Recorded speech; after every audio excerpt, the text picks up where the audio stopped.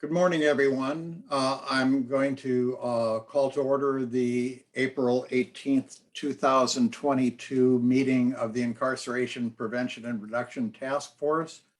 To open, please allow me to go through our land acknowledgement statement.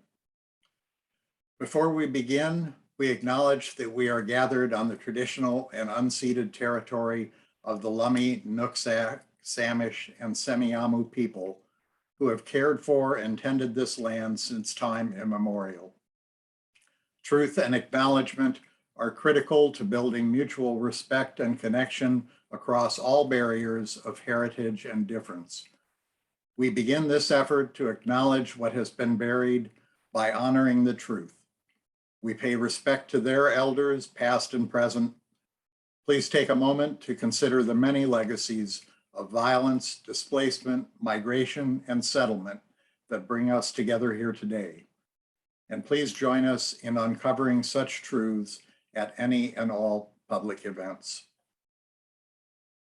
Good morning, everyone. Jill, can you scroll down? All right. Would you like me to screen share again? No, it doesn't matter. Thank you.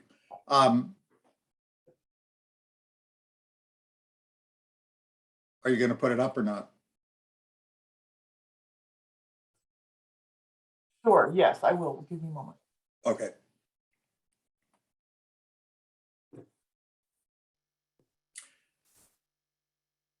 Everybody's had a chance to look at the agenda. Are there any changes?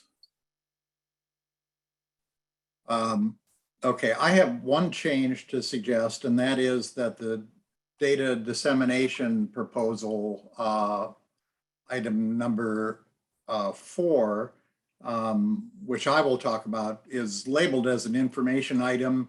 Some last minute maneuverings made that ready to present as a proposal. And so it really is an action item on the agenda, and we will be trying to make a decision on that.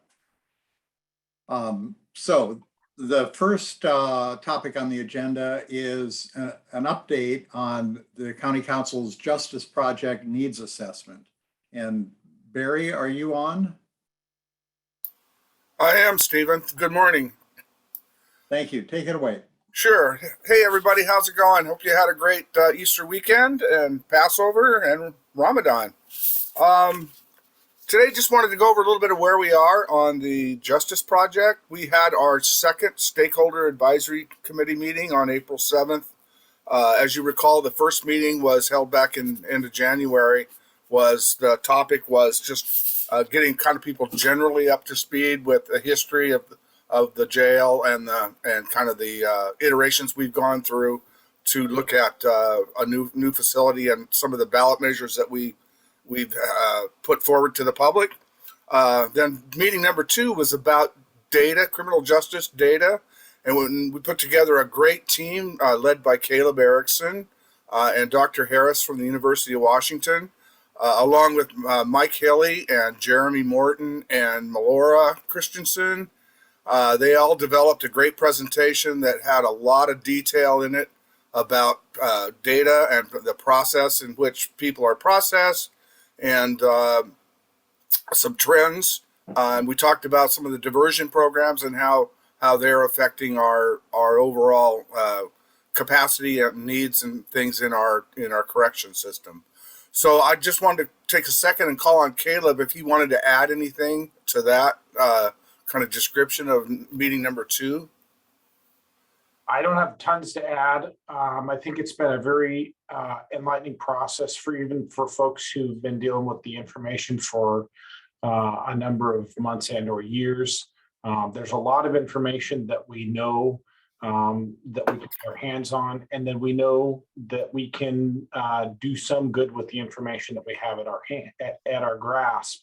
One thing that I would say sort of as a going theme is that the information that we gather, especially in the law enforcement sector of our criminal justice system, was never meant to be either gathered or used in the way that we're expecting it to. And so that we have to have good expectation management on what we intend to find out for this in this process in terms of data collection. So we got some good feedback, I think, from the meeting last week or 2 weeks ago, sorry, and look forward to continuing this process to get to a good proposal in terms of the information that we need for this process.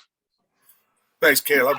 It was a lot of data, a lot of information presented, and the graphics were outstanding in Jeremy's presentation. It was very enlightening.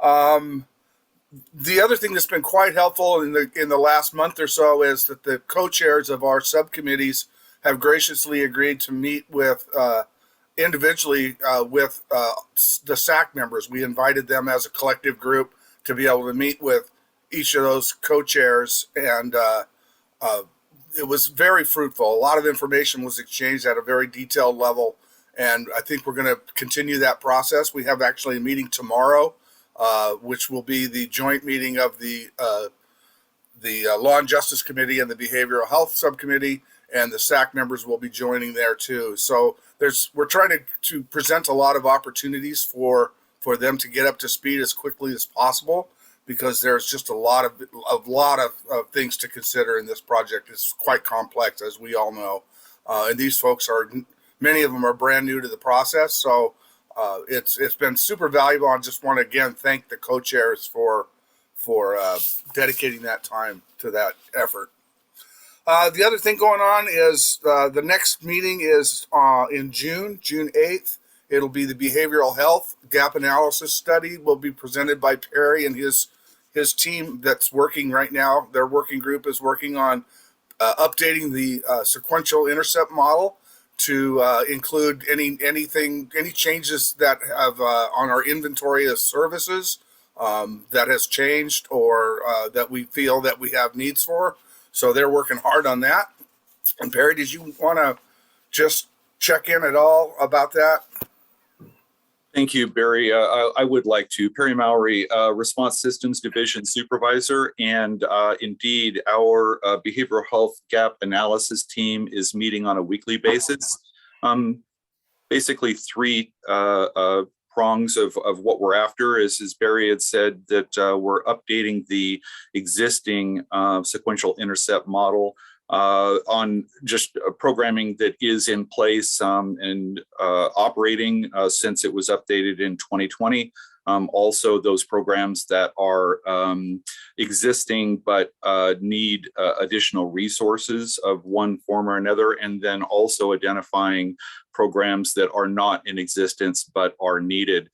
Specifically, I touched base with Jill on this, and one of the other components that we included as the gap analysis team was developing a list of other groups, entities, stakeholders to reach out to make sure that we were getting input from those entities. And the group discussed and felt that it would be helpful to get feedback from the task force as well. I'm not certain exactly the best way to do that. We had talked about a couple of possibilities, but my thought was to download the sequential intercept working model that has the updates thus far from the team as they have worked, and then provide that through Jill to the task force members with any additional updates that they felt would be important to be included, to be forwarded back to Jill. Jill, I know you're on, correct me if I'm wrong, just in terms of that method of communication. We just wanted to make sure and include those folks as well as many others that we've got listed. And this was the quickest way to be able to make that request suggestion to the task force in general. Okay, thanks, Perry. Appreciate that. So that's kind of what's going on with the Justice Project at this point. The leadership or the planning team, that's Jack and I and Stephen and Jill and Kathy Halka and our consultant from Crossroads, work every week. We meet every week to update our thinking and to keep moving forward on planning our subsequent meetings after meeting 2. So that's the report for the Justice Project thus far. Thank you, Barry. Do any task force members have any questions of Barry, Caleb, or Perry?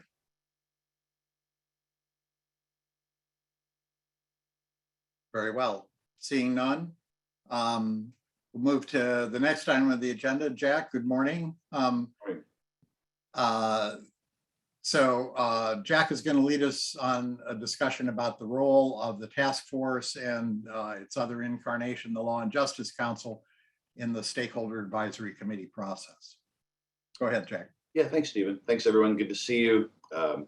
Thanks for kicking off the meeting, Stephen. So the reason we thought this might be wise to put on the agenda, and it's a great segue from Barry's discussion of the Justice Project Needs Assessment, and I think everyone here is relatively aware that we're using some of these terms somewhat synonymously. The Stakeholder Advisory Committee, Justice Project Needs Assessment. That is correct, right, Barry? We're using them kind of the same labels. And it seemed wise to make sure as we have these discussions, particularly before there are recommendations and before we get too into process, that we all have kind of a common understanding of what the role of this task force, particularly as it serves as the Law and Justice Council, is in regards to the recommendations that we assume will come out of the, I'm going to call it the stakeholder, the SAC, but no, I'm using that term synonymously with Justice Project Needs. So, and Barry particularly, or Stephen, or anyone else, feel free to interrupt me. I think I'm going to get my facts straight, but it is a little bit of a complex issue. So if I get something wrong, just interrupt me right. That way the negative doesn't go very long. So what my understanding is, the SAC committee is going to gain some knowledge and information about the current state of our justice system, in large part so that information can be gathered to ultimately frame some recommendations to county decision makers, particularly the county council, regarding what a future facility for incarceration will look like. This could include things like location, size, and obviously combined with that would be recommendations relating to services that I think there's total consensus that we want to divert wherever we can. So that's sort of, I see some heads nodding. Thank you, Caleb. And Barry, does that sound about right? It is a very simple version of what the SAC group is tasked with doing. That's a finite group, unlike our group that kind of goes on in perpetuity. That is their role. And once those recommendations are made, it's my understanding likely shortly after that group will no longer be needed to fulfill a purpose. I think it's the hope of the steering committee of the Incarceration Prevention Reduction Task Force, our group, as well as the planning group for SAC, that in an ideal world, the recommendations that come out of SAC will be largely unanimous or largely by consensus. We hope they are. And simultaneously, once those recommendations are made, it seems appropriate that this group, particularly acting as the Law and Justice Council, weigh in on those recommendations. Many of us are serving on both. And I think it's fair to say, I can speak for myself, my hope would be that the support from this group would match the recommendation from this group would match the recommendations of SAC. In other words, I'm hopeful that after enough information is gathered and some recommendations are considered and made, that this group, acting particularly as Law and Justice Council, can also weigh in with the local decision makers, particularly the council, in regards to the SAC recommendations. So we wanted to kind of foreshadow that, to indicate what we anticipate will be coming, because at some point, certainly, this body will be asked to consider those SAC recommendations. Now, part of what that means is we have to all stay abreast of what those recommendations are. I would say, generally speaking, my anecdotal experience is the members of this group tend to be more versed in what's happening locally because you've been reading things, hearing things. We've all been studying this for a while. Some of the SAC members are fairly new to the process and don't have that same experience. So but I'm optimistic. I mean, that group's working hard. Those of you who are on there know they're getting a lot of, we're calling it, fire hose information. We're optimistic they're going to have all that information. And I think that's probably enough of the basic overview, in the sense that we just, really wanted to make sure this group understands this stuff's going to be coming. We're going to keep you abreast. And part of the reason is, I think in an ideal world, it would be great if the recommendations from SAC are largely supported or unanimously supported by this task force and the Law and Justice Council, which we serve as both. And Barry, I'm going to ask you to do any cleanup or clarification if I've framed that properly. No, Jack, I think you got it. I think you got the basic idea right. It's the SACs and this whole process is designed to have much more community engagement than we've done in prior attempts to look at our correction system. So we're just doing that very deliberately to reach out to the public. And as Perry mentioned, they're even doing focus groups and things in their work group. So it's an opportunity to really get the temperature of the community and to be engaged in that conversation for a good amount of time before we ever get to a point where we need to voters need to make a decision. So Jack, you had it right. Okay, and so the purpose of today's discussion, one, is to just kind of disseminate this information, clarify anything, answer any questions. Also, if any of you have any ideas as to how we can better accomplish that goal, those of us that are serving and kind of doing the meeting agendas and acting as intermediaries between the two, if you've got ideas, I think we're very open to them. But that's what we're trying to achieve. And we certainly need ideas and support from everyone in order to try to accomplish that goal. So if there's any questions or ideas anyone wants to express, that's where we are. Dan. I see an opportunity for learning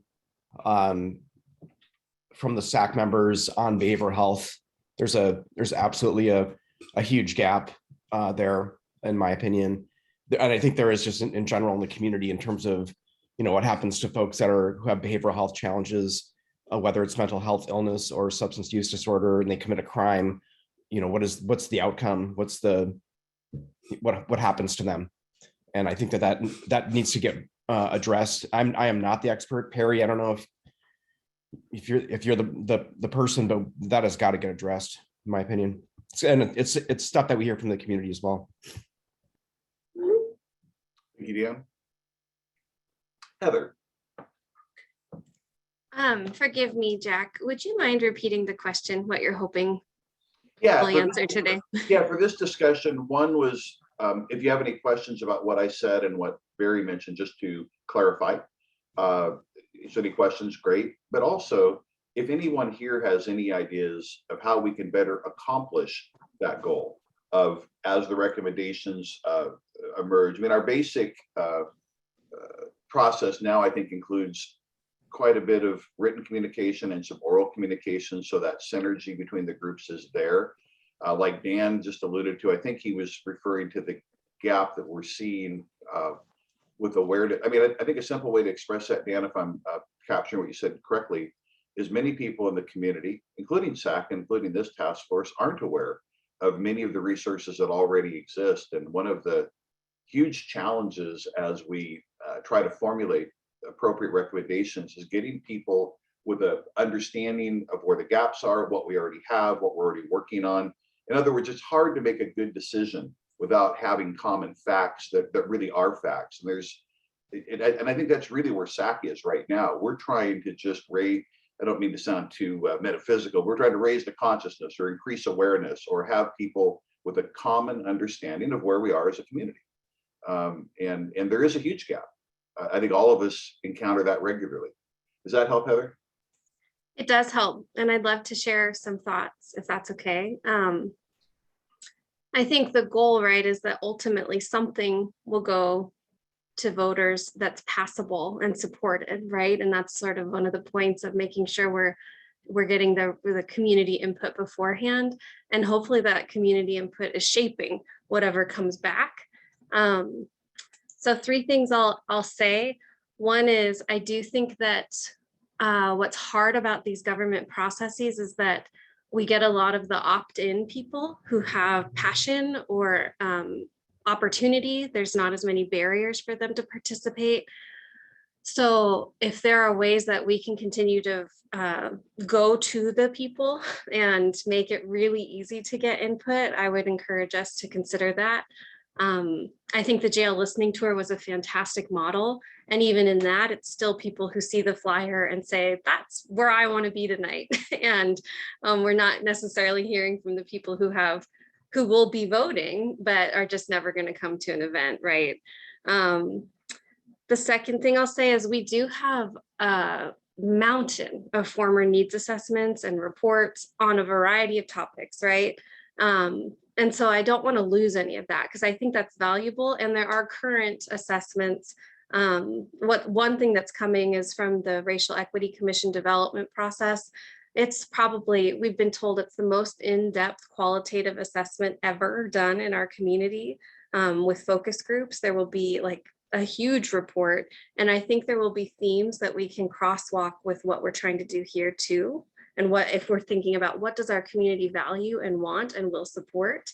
So I know there are other reports too that if we can, and I think we've done a really good job. Barry, you've done an excellent job of making sure we're tracking the history and the assessments. So let's not lose those. And then the third thing I'll say is, so for our Stakeholder Advisory Committee, we've been receiving a lot of information and reports and data, and that's so important to get us to that common ground. And I'd love to think about what are the key questions and expertise that we want to get out of the Stakeholder Advisory Committee. So I would love to develop some agendas where we're getting information out of that table too, to help shape what moves forward. So that's what I'll add to that conversation. Jack, thanks for asking.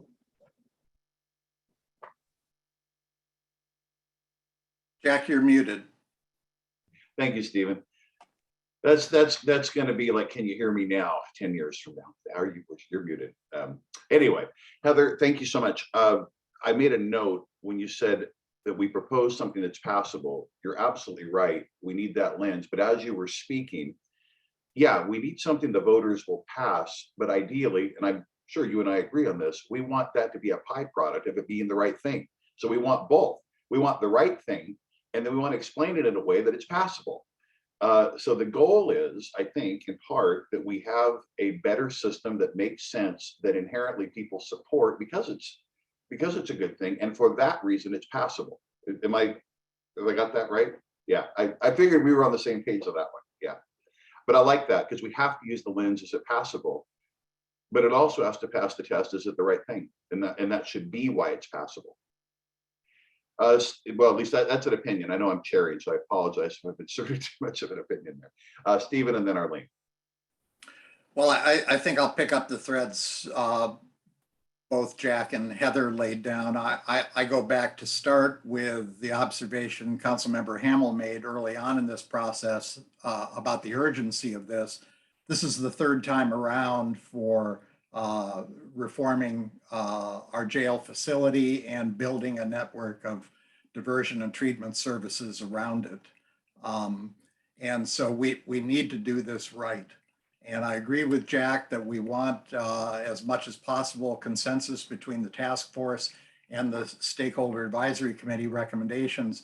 That requires, I think, and what I would urge, task force members to stay abreast of, to stay involved in, to stay informed about the information that's going to and from the SAC, and to weigh in along the way. It won't be enough if the task force takes the SAC recommendations after the fact and reviews them. We want the task force members to be involved in this process, to be informing this process, whether or not you're sitting on the STAC, as many of you are. I'll also say that the SAC, in a less experienced way, is adopting some of the same commitments that the task force has had. And Heather did a great job of calling those out. The two primary ones to me are ground level community engagement and a commitment to keeping an eye on racial equity considerations. So as you go along in monitoring the SAC's work, Please call the SAC out if you don't think the ways in which it's addressing those considerations, as well as data information and policy considerations, is adequate. Because the task force can provide a valuable function by setting the standard for a whole lot of ways of looking at the SAC's work. So I just encourage everybody, whether you're on the SAC or not, to keep up with the process, keep up with the information that's flowing in and out of the SAC, and weigh in on that early on rather than waiting. Thanks, Jack. Thank you, Stephen. Arlene, and then Mayor Cortez.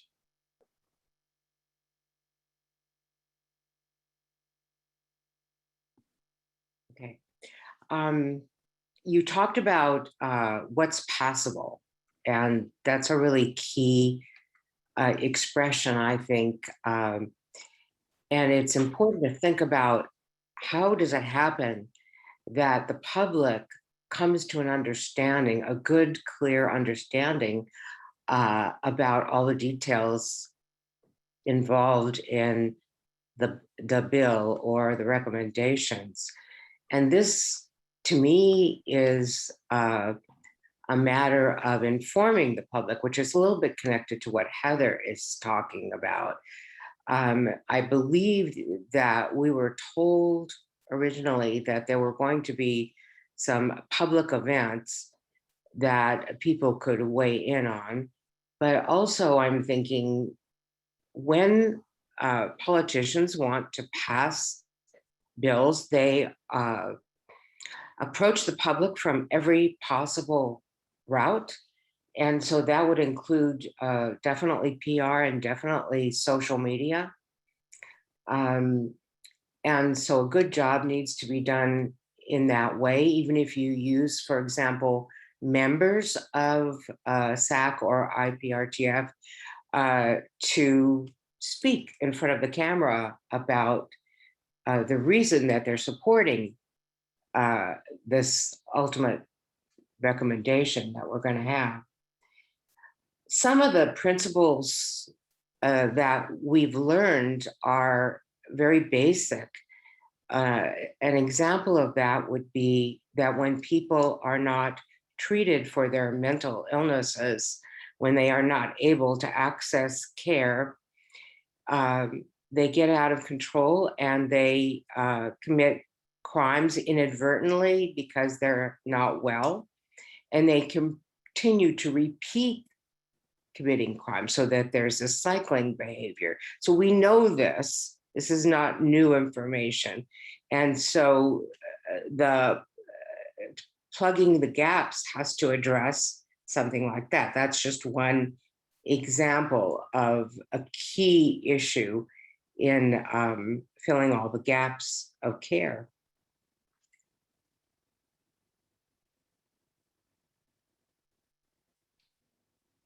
Oh, I'm not muted. No wonder I couldn't turn it off. All right. All right. Mayor Cortez, and then I think we had Heather, Dan, and Darlene. Yeah, so I guess I'm getting a little bit worried. We're studying and studying and studying. Meanwhile, petty theft, and probably not so petty theft, is spiraling behind us. Over the weekend, I talked to a business owner near Marshall's and Home Base, and he says he can manage the shoplifting going on in his store, but he says that the thieves are taking orders in the parking lot, walking into Home Base, taking what they want and walking out the front door. And the people at the door say, please don't do that. That's all the law enforcement we have today. I think what we're doing right now is creating an environment that people are going to want a huge jail, because we have so much theft going on behind our backs. And I know the mayors have sent a letter to the county council encouraging them to speed up the process, because we don't want our communities to have theft everywhere. In my mind, the process is taking way too long. I think we're sacrificing good or some improvement for the best or the optimal. We have to do something. We have a deplorable jail. We don't have enough space, and it's a revolving door right now. And I hear talk of other stores in the mall, like they're losing $10,000 a day out the front door in shoplifting. We're going to lose our businesses. We're going to lose our community if we don't do something. And I appreciate all we've tried to do over the years, but it's time for some action and no more study. Anyway, thank you. Thank you so much. Yeah, I think you reminded us all of that wise saying that good is the enemy of the best sometimes. Maybe not with rockets and heart surgery, but absolutely. I think we had, was it Heather, Dan, and Darlene in that order, I believe?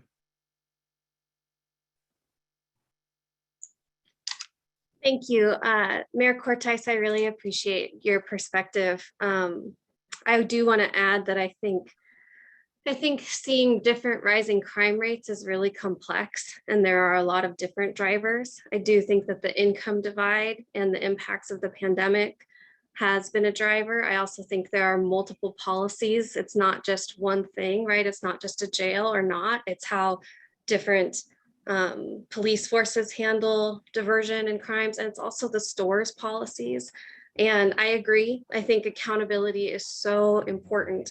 And I guess what I wanted to say before I was listening to Mayor Cortice is, when we say something that's passable, what I really am thinking about is what would be supported by our community. And that is what public tax dollars should go to, is what does the majority of the community support? And to know that, you have to know values, you have to know, where are we headed as a future with how public safety and public health work together. And I am genuinely curious, Mayor Cortice, when you say it's taking too long, we need to fix this. This didn't pass twice, and the second time it was quite a big margin of not passing. And so I'm curious about, how would you do it differently to get something to be supported by the community? What would you do different? Or would you try just the same thing and expect a different result?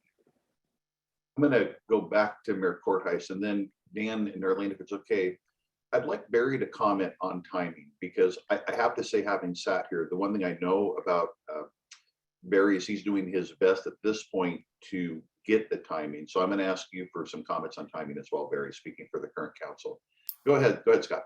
I think what is changing is what I said, is that we have a lot more things going on. And I think people recognize that we've made a smaller jail, and it's a revolving door now, and it's a problem. And the only way to correct that problem today is to build a modern facility with the amenities that we want, that can handle the capacity to curb what's going on. And I think, sure, it didn't pass the last time, but I think the current environment, people are going to get very frustrated in a hurry about what's going on right now. And so the current environment is much different than the last time we tried. We now have the anecdotal stories I mentioned, and I think a lot of us are hearing these stories, and we have a public that's going to get very frustrated if we keep kicking this can down the road. And I think there is a proposal out there. It may be similar to the last one. I don't know. There's a proposal that'll work if we would all support it. But I get the sense, if we don't get everything from this group, then we're going to have people walking out there going, "No, I don't support that. I didn't get, my 32 bed this or my 40 bed that." We've got to start going down the road and getting what we can get, and then add to it when we learn. I think the other thing is, I think we're so smart, we know what we need. I think if we would build something, we'd learn that we're maybe on the right road, but we can do course corrections along the way. But I'm getting frustrated with the timing and to kick the can down the road. Thank you. Barry, would you like to comment on timing? If not, it's fine. I just seemed appropriate. Well, I'll just generally say that we had a timeline originally that was going to be a 2020 ballot measure that didn't work out because of COVID. That was based on a very, very tight timeline of 1 year, and everybody said we were crazy to try to do that. Disregarding that was other people saying that. And this year, for instance, we have already competing ballot measures that are going to be on the ballot without this. So 2022 It's going to have EMS. It's going to have a children's initiative. It's going to have a bunch of things on it that I'm telling you, folks, if this thing fails a third time, we are not going to make any progress for generations on this situation. So we have to be thoughtful. I agree with Scott in that it's frustrating, and it's there's a lot of going on with the crime rates right now, but we can't afford to fail on this proposal. So that's where I'm coming from. Thank you, Barry. And thank you, Dan and Darlene, for letting me switch the order just a little. Dan, go ahead. Okay, I'm trying to contain my emotions here. What are we doing here this morning? Is it our job to figure out what's going to pass with the voters in a year and a half? Is that our role? I thought that was the SAC's role. It was to make a recommendation to the county council on a ballot measure, and we were to inform that process, not to decide what that is going to look like. And that's where I'm getting a little frustrated, is that I think we're out of our lane here. The highest and best use of the years and years of all of our collective wisdom, if you will, is to inform the SAC, who have a very finite amount of time to figure out what the recommendation to the council will be, and ultimately to what the voters will be. Yeah, crime rates are out of control. We just met with the deputy chief last week, and yeah, things are not. The pendulum is swinging. It's going all over the place. Can we stay in our lane today, and can we stay in our lane in the next few months and help inform the SAC to create a good work product that will ultimately that the voters decide? We don't get to decide that. Can we do that today? Can we do that in the next tomorrow at the joint meeting? And in the subsequent meetings, can we inform our partners? Some of us are on that committee. I'm on that committee. I just feel like we're out of our lane. We're philosophizing, we're debating, and it's just, I don't know. Let's use our time wisely, please. Thanks. Yeah, thanks, Dan. And actually, I don't disagree with you. The reason we're having this conversation today, though, is we know when the recommendations from SAC come to this group, it seemed wise to have a conversation now about what our role will be. And I suspect if this group doesn't agree with SAC's recommendations, they'll let that be known. And so I think that's part of it. You're right. There is perhaps some out of our lane. However, we will be asked to comment on those recommendations ourselves as well.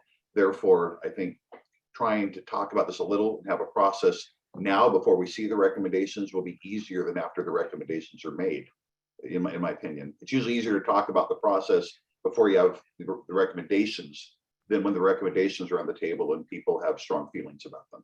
So that's the goal. But we'll be moving on quickly. And thank you. Darlene and Raylene. Hi, I apologize if this is out of our lane, but the one thing that's been going through my mind the last several weeks is I've watched the news and I've watched the economy and I've watched prices go up, is that we're going to need to be cognizant of the fact that there are a lot of people out there who are struggling financially.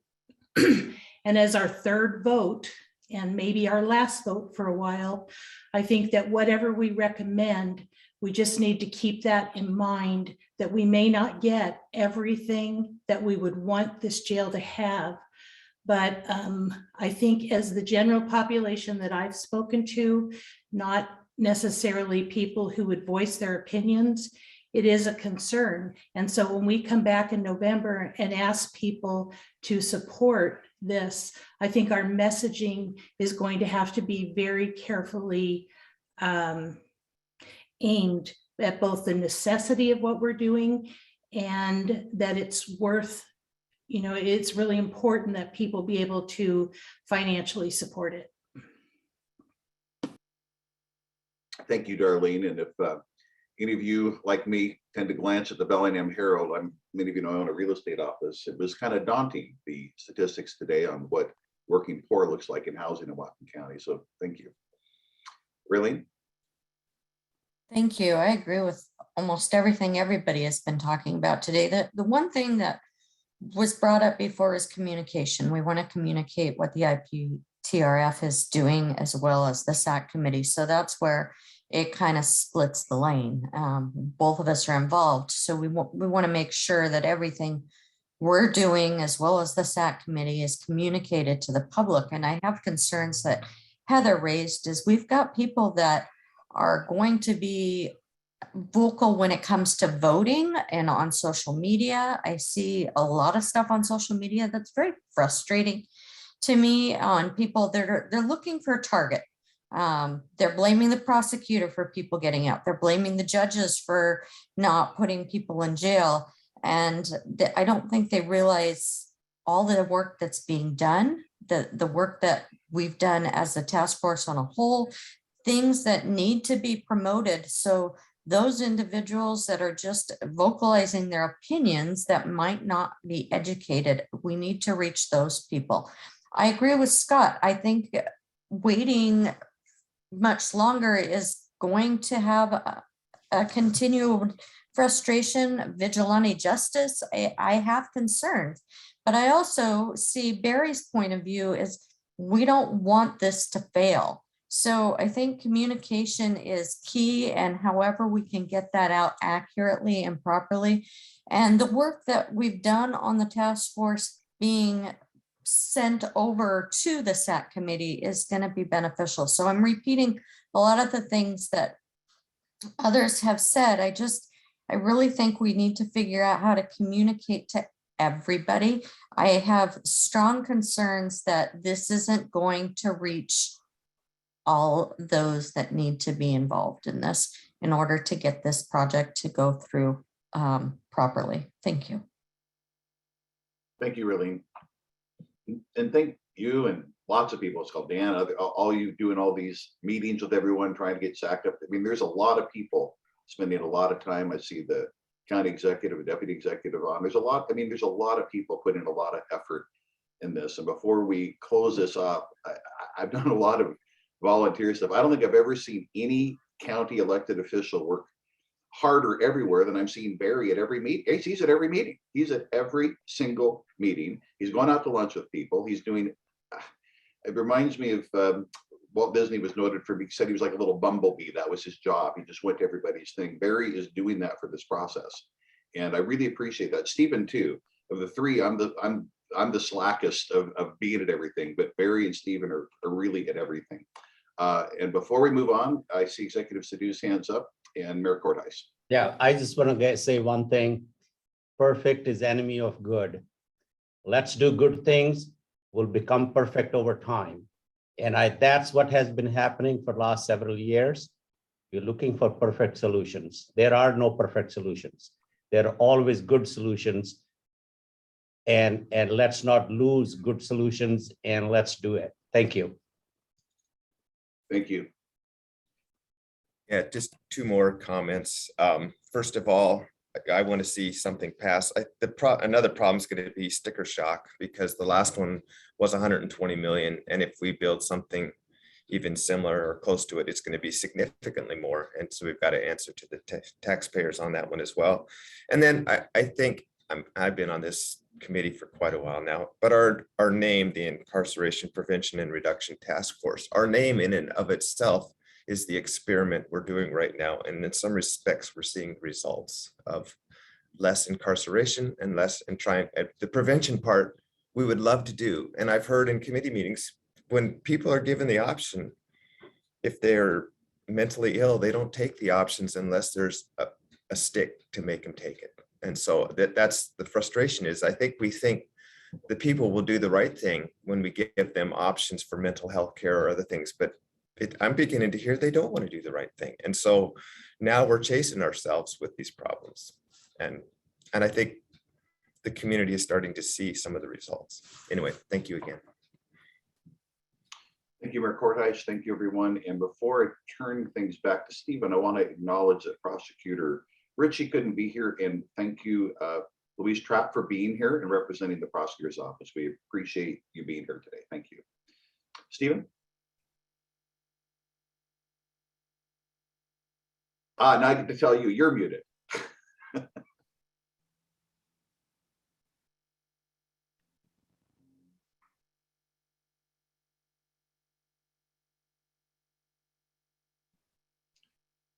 you are, well, I think you're the next item on the agenda, but I'm sure the mute will come off shortly. I am. I'm sorry. I'm juggling so many screens here. I apologize.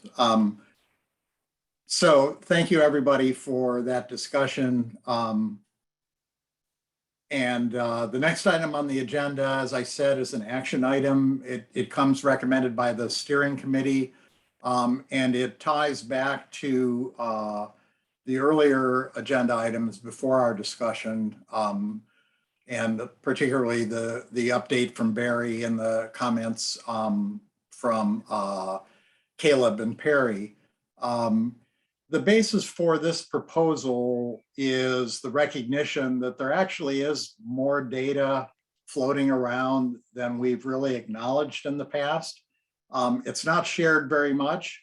It's not really built for everything that we want our data to do for us, but it has some richness, and we're on the cusp with the work that the index committee has done, the really impressive beginning work of some of the needs assessment data coming out of the SAC process, and the fact that several of the agencies who are stakeholders in the task force are in the process of upgrading their own data systems.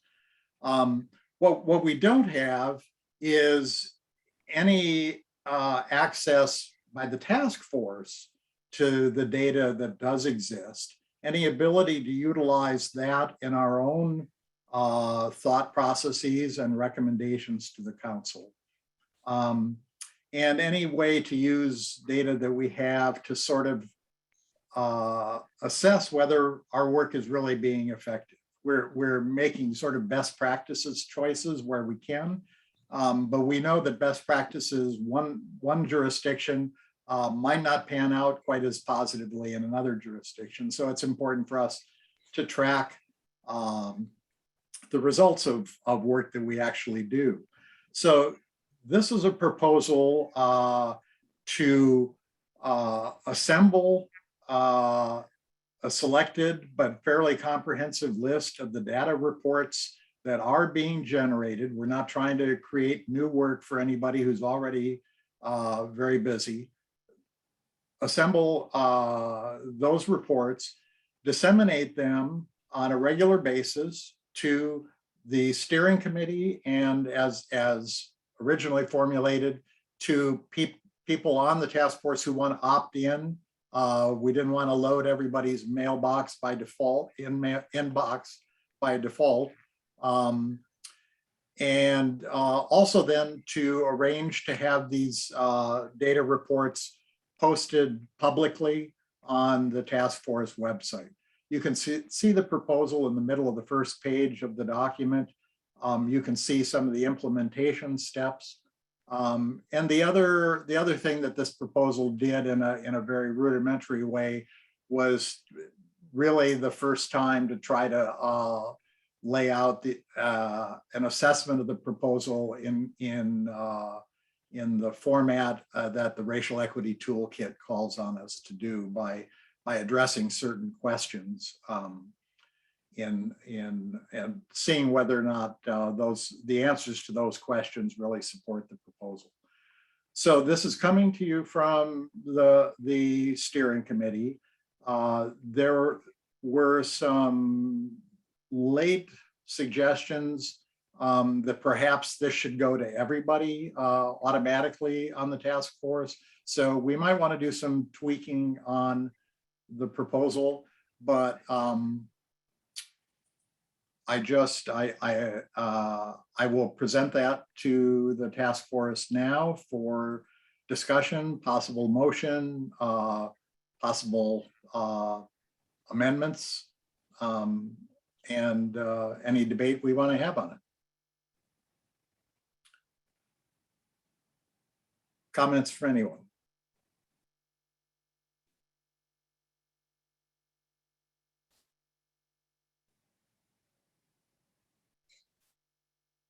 Okay. Oh, sorry, I had my hand raised. I was just waiting to be called on. I just wanted to say I love this idea.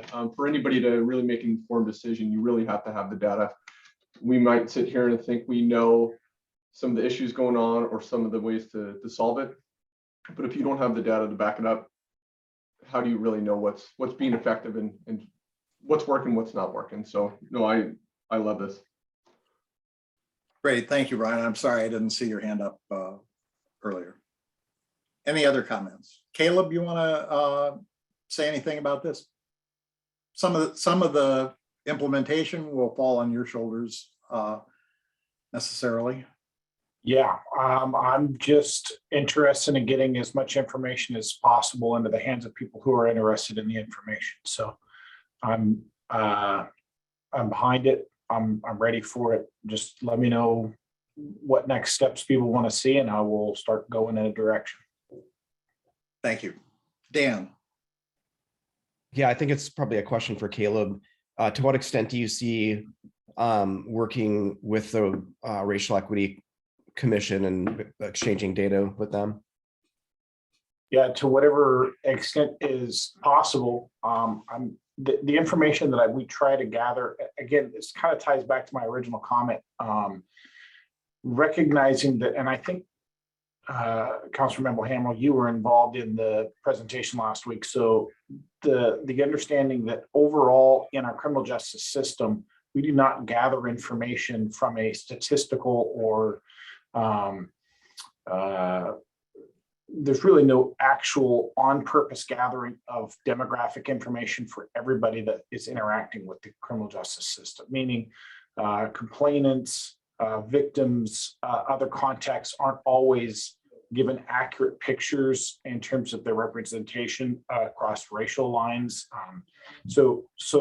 But to the degree that we have an effective format for gathering that kind of information, I'm willing to try and figure out whatever needs to be communicated in whatever way possible. So that's my hope.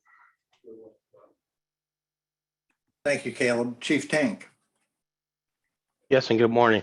I think the key here is within the proposal where it says readily accessible to the community members. And I think over time that has been the struggle, is just having that information readily accessible.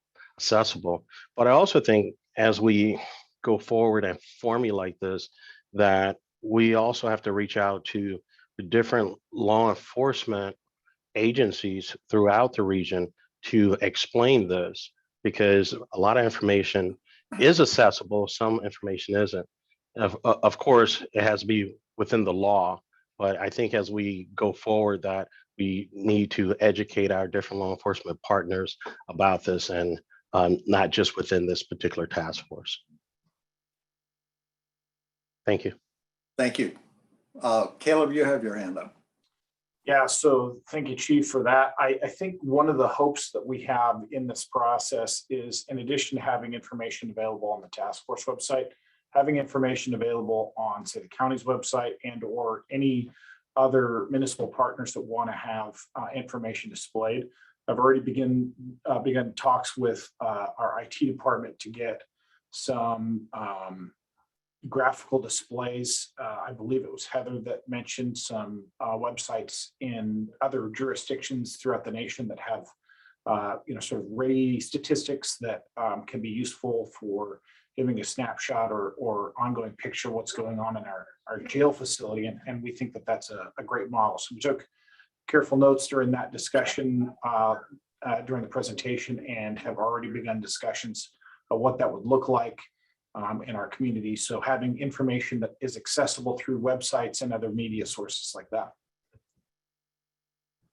I'll just suggest that in my view, this proposal is a perfect example of the good, not the perfect.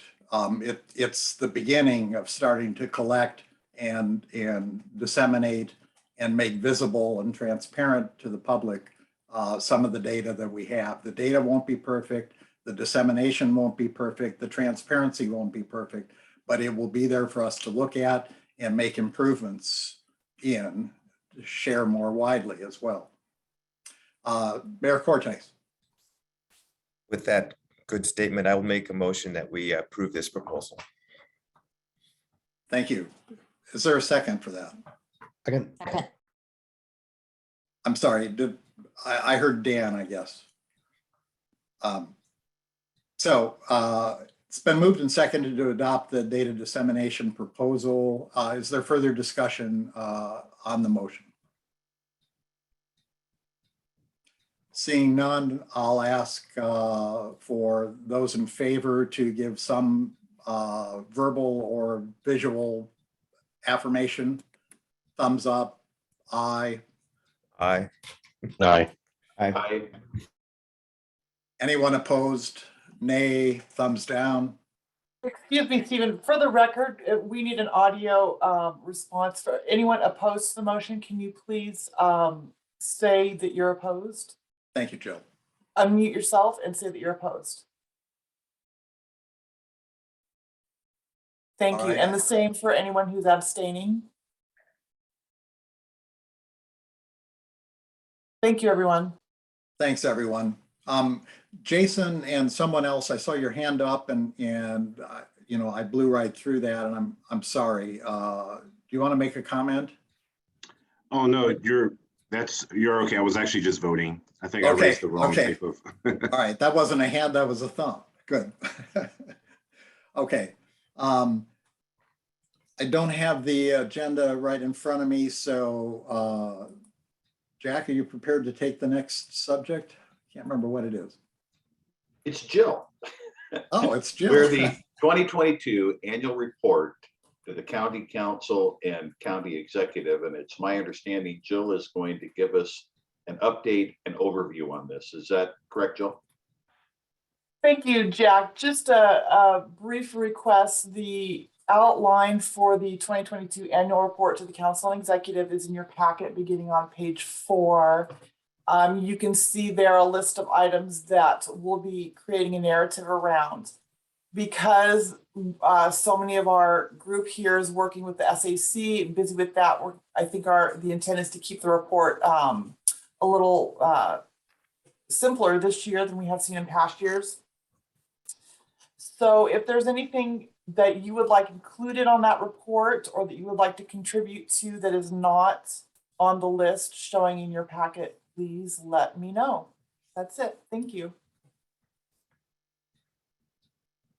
Your brevity and comprehensive report, Jill, are stunning. That was beautiful. Does anybody have any questions about the report or particularly their roles in it that would particularly apply to co-chairs or chairs, sorry, and co-chairs actually of the subcommittees? All right, I think we are at IPRTF Communications, which would be an update from Barry. And then Stephen, after that, we've got committee updates. Thanks, Jack. As you all know, we are looking to have on board a communication specialist for the task force to be able to communicate out to the public what's going on with the task force, what's our accomplishment, what are our hopes and dreams, and so on. We had a round 1 where we did an RFP. The RFP went out. We had one response from a company in Seattle called Pyramid Communications. The scope of what they had presented back to us was not aligned with our thinking. It was a little bit more than what we had anticipated, cost-wise, as well as their interpretation of the scope was a little bit elevated from what ours was. So we kind of realigned that, had another meeting. Tyler Schroeder, Jill, and myself met with some folks from that firm, and we felt a lot better about the scope of work and asked for a submittal of a proposal, and that came in, I believe, last Friday. So I'm not sure exactly what the status is right now. Maybe either Jill or Deputy Executive Schroeder could maybe give us an update on where that's at in terms of a response. I don't know if Tyler's on here.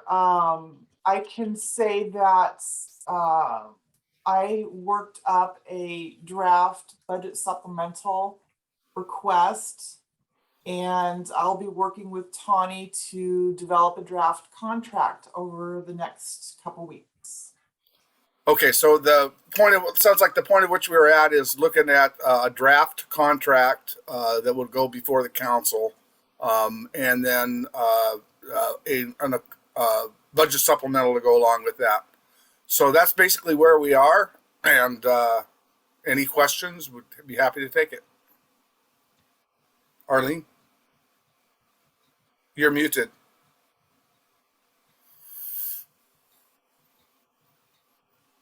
Forgive me for beating this horse again, but I just wanted to know if you made it clear to them that you want the communication to be in normal, everyday language and not the jargon that all of our professions use. Yeah, I think we did talk about plain language and how that's a benefit for the public, because we do get caught up in a lot of acronyms and other terms that we are all used to, but the public isn't. So yes, that's very important, Arlene. And we'll watch that along the way as well. Yeah, thank you. Tyler, I noticed you unmuted for a moment there. Did you have anything you wanted to add to the process? Yeah, thanks, Stephen. No, I really didn't. I was just going to add in to some details, but Jill was able to cover. Thanks, Stephen.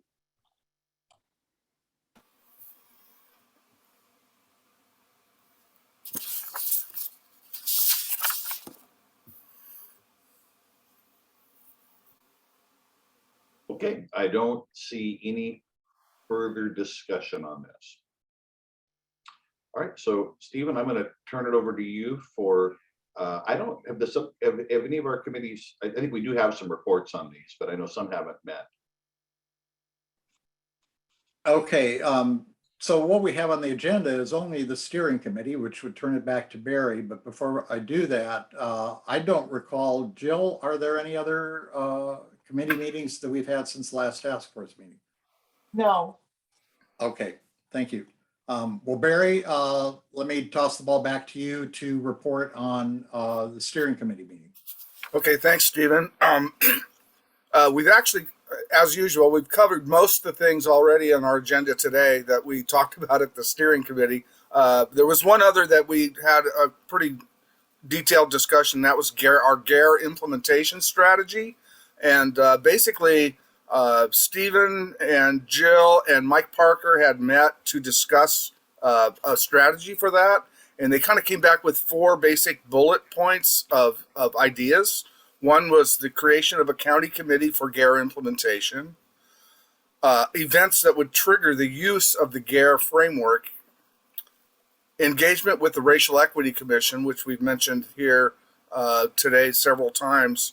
And that's super important because that's going to be a big part of our lens for the county operations going forward, and collaboration with that communications consultant once they're onboarded. So those were the 4 items that Stephen kind of talked about at our steering committee meeting. And Stephen, do you have anything to add to that?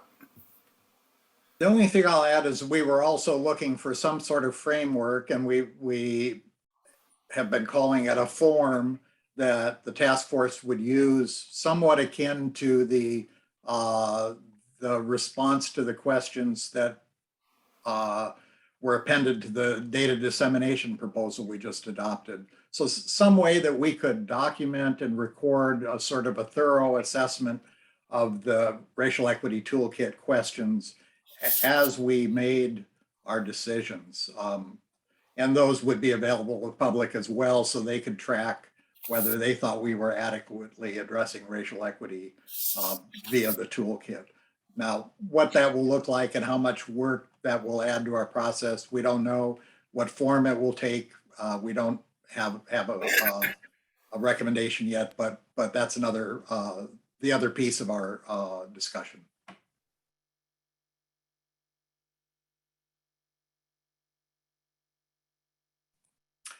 Anything else there, Barry?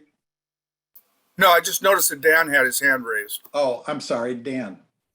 Yeah, no worries. So I think Parker mentioned something about having access to like human resources basically at GARE that could consult with us if we chose to do that. I just wanted to check in and see if there was any movement on that front. Not that I know of. Stephen? No, I don't think so. You know, there's lurking here the question of the value of the GARE collaborative itself to the task force. And so I guess I'd ask Barry for some clarification with Jed Holmes and the internal bureaucracy GARE implementation.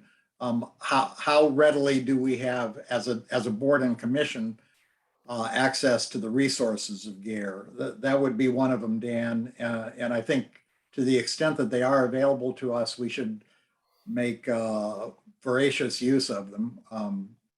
So I think there's a threshold question there.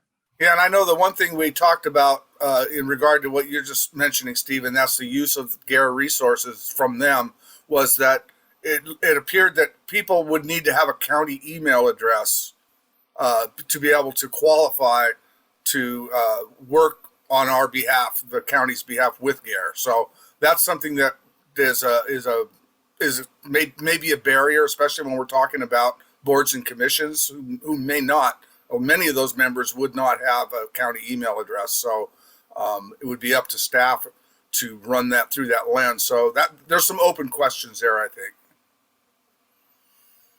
Is there a way that we can close those questions? That's that's another good open question, Stephen. Well, for now, we'll be relying on Jill, as with most things, as our entry point into the GARE resources, perhaps. Yeah. Okay. So that's it from the steering committee. Are there any questions? Dan's got his hand up. Dan, I'm sorry. Oh, no, that's fine. I just wanted to, just going back to the earlier discussion about the SAC and providing, good quality consultation from this body to that body. I just think that there's a good potential for us to incorporate GARE, either resources or framework in terms of thinking in reducing disparities in criminal justice to that group. And I just don't want to miss an opportunity is what I'm getting at.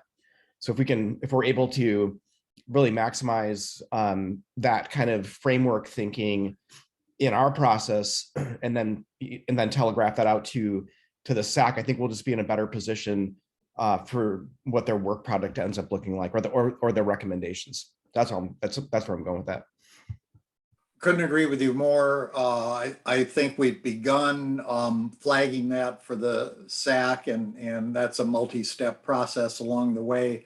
I think we're emphasizing as these data presentations are made, the fact that this is a weakness in our data, that we don't fully flesh out racial equity considerations in the data that we gather. So we're trying to deal with the absence as best we can. But thank you. I think that's it for the steering committee. So I guess we're on to whether there's any other business. I'm not aware of any. Does anybody have anything to bring up?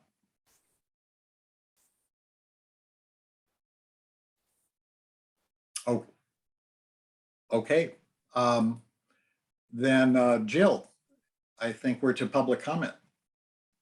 We have 3 attendees at the meeting today. If any of you would like to speak to the task force, please virtually raise your hand now.